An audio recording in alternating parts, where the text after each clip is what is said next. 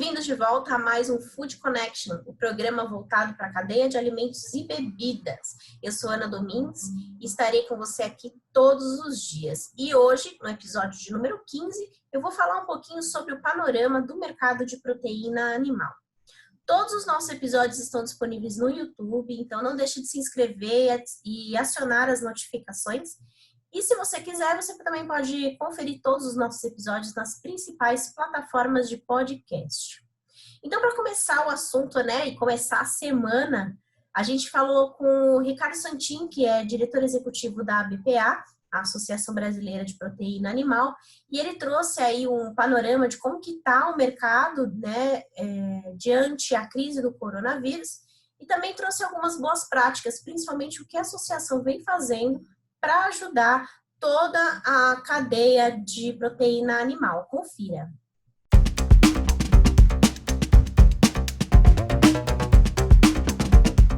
Eu queria que você falasse um pouquinho como que a ABPA está percebendo aí os impactos do coronavírus no mercado de proteína animal.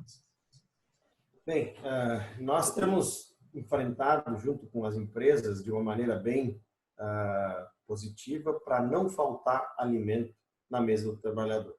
Os dois pilares, quando iniciou a crise, decidido pelo nosso conselho, foram os seguintes. Primeiro, a saúde do nosso colaborador, ou seja, que as pessoas pudessem se sentir protegidas e tivessem aumentadas a proteção para a pessoa poder trabalhar.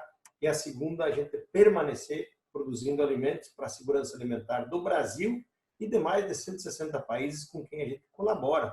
Porque tem países que precisam da exportação brasileira também para a sua segurança alimentar.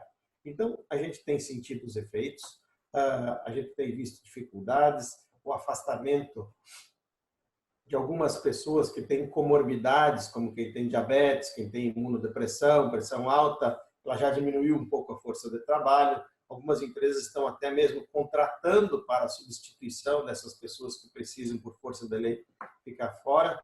Algumas dificuldades, inicialmente, havia dificuldades de trânsito e agora a gente não tem mais enfrentado essas dificuldades de logística. Ainda alguns municípios no Brasil têm dificultado o trânsito de insumos, mas não de alimentos. Mas nós precisamos igualmente de insumos, porque se não vier o milho ou o farelo de soja, não tem como alimentar os animais, né? Mas a gente está, digamos assim, vendo de uma maneira positiva, dentro de uma crise de tamanha envergadura global como está, a gente conseguir, e positiva pela ação, principalmente da ministra Tereza Cristina, que é a nossa representante no governo, a ação dela, do Ministério e dos fiscais federais, estão indo a campo, conseguindo manter, porque eu tenho dito muito, Ana, a única coisa que o Brasil não precisa agora é ter que as pessoas saírem correndo atrás de comida. Ter que ir de um mercado para outro porque não tem comida. Nós temos que manter a alimentação para que as pessoas tenham imunidade, cresçam as suas imunidades, estejam, porque está todo mundo estressado de estar em casa, de não ter trabalho.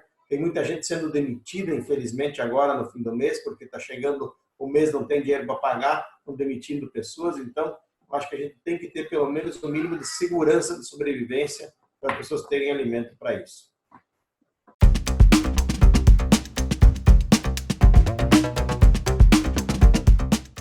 Depois dessas informações relevantes que o Ricardo trouxe para a gente, nada melhor do que falar um pouquinho mais sobre as boas práticas que devem ser seguidas durante toda a linha de produção. E quem conversou com a gente sobre isso, trazendo alguns conselhos importantes, foi a Ana Caroline Ferreira. Ela é engenheira de alimentos e também é a mais nova colunista da Tecnocarne Digital. Vamos conferir os conselhos que ela trouxe para a gente.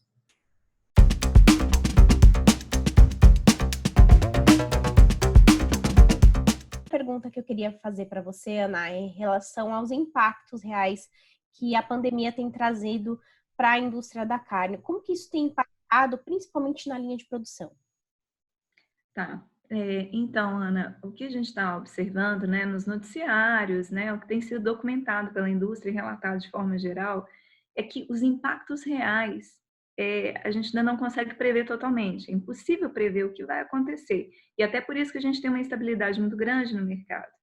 Mas, de modo geral, considerando que a cadeia de carne é muito ampla, então a gente tem muitos setores envolvidos. A gente tem toda a parte de insumos, de embalagens, de centros de distribuição, de logística, é muita gente envolvida. E para que isso tudo, para que não aconteça um desabastecimento no mercado, toda essa cadeia precisa funcionar de forma alinhada, junta, né? Eu vi uma entrevista com o presidente da BR Foods, ele pedindo um apoio do governo, justamente para que essas cadeias, né, se tornem essenciais, para que a gente tenha o abastecimento dos alimentos garantido, né? Outra questão muito importante é a questão do mercado europeu, que no momento, né, até a última notícia que a gente tem é que ele está fechado, né? E a China vai atravessar, e já está atravessando, como todos nós, uma grande recessão. Então, isso também provavelmente vai provocar uma queda no consumo, e a China é uma grande parceira comercial do Brasil, considerando o Brasil como grande produtor e exportador de carne, de modo geral, principalmente carne de aves, né? Nós somos os maiores exportadores de carne de aves, mundialmente falando. Bom, além da questão do mercado europeu fechado, a gente já começa a perceber um contingenciamento do pessoal, dos trabalhadores, e isso pode fazer com que o ritmo de produção caia um pouco. Porque a gente percebe também, por exemplo, uma queda no food service, né? Porque está todo o comércio fechado. Então, isso está provocando uma queda, né? Então, está tendo um contingenciamento de pessoal, estão dando férias coletivas para as indústrias, mas as empresas estão fazendo o possível para que se mantenha o ritmo normal de produção. Mas por isso é importante também o apoio governamental para que a indústria de alimentos, a cadeia toda, seja considerada também uma atividade essencial. Não pode parar. Claro, tomando os devidos cuidados, né?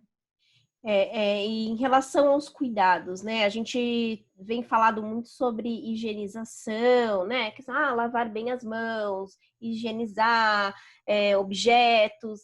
E na questão da indústria, né? A gente sabe que a indústria, principalmente de proteína animal, ela segue padrões rígidos de segurança do alimento e higienização, né? Recomendações da Anvisa, enfim, de outros órgãos. O que muda, né, na questão do cuidado, desde o cuidado com o animal ainda vivo, durante o abate, pós-abate, nessa produção da carne? Tem alguma recomendação hoje para as empresas seguirem, além do que elas já seguem? Então, o que a gente tem observado, né, uma mudança de postura em relação a essas indústrias, porque são, na verdade, grandes parques fabris que concentram um grande número de colaboradores, até mais de 5.000 pessoas trabalhando. Então, tem que se haver um certo contingenciamento desse pessoal de forma a garantir o ritmo normal de produção. Lembrando que na indústria de alimentos a gente também manipula várias superfícies, né, como plástico, inox, embalagens de papelão, em que o vírus pode sobreviver nessas superfícies. Então, um reforço das práticas sanitárias que já se conhece, que a indústria de alimentos tem já adotado. Agora, em relação aos colaboradores, existem N medidas que podem ser tomadas, como, por exemplo, a questão de se fazer uma triagem no momento que os colaboradores vão entrar para trabalhar, para ver o estado geral de saúde daquele colaborador, por exemplo, fazer a aferição corporal, da temperatura corporal, para ver se nenhum trabalhador está com febre, é um dos sintomas mais frequentes do coronavírus.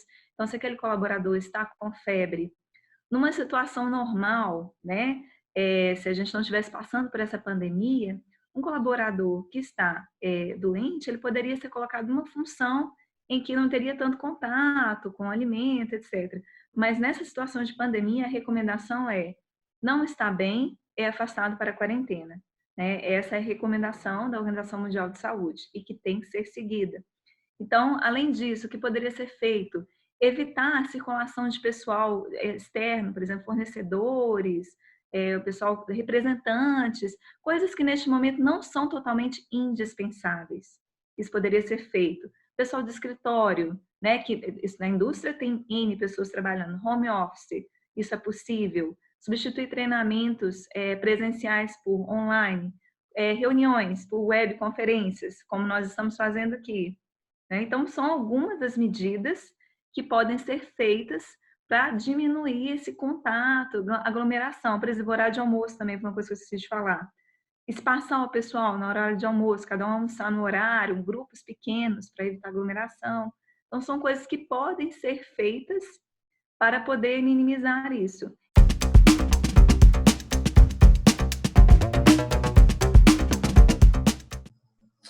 você faz parte do mercado de proteína animal, está com alguma ação, alguma iniciativa relacionada ao combate da crise do coronavírus, seja na sua linha de produção ou então alguma medida para ajudar a sociedade, envia para a gente.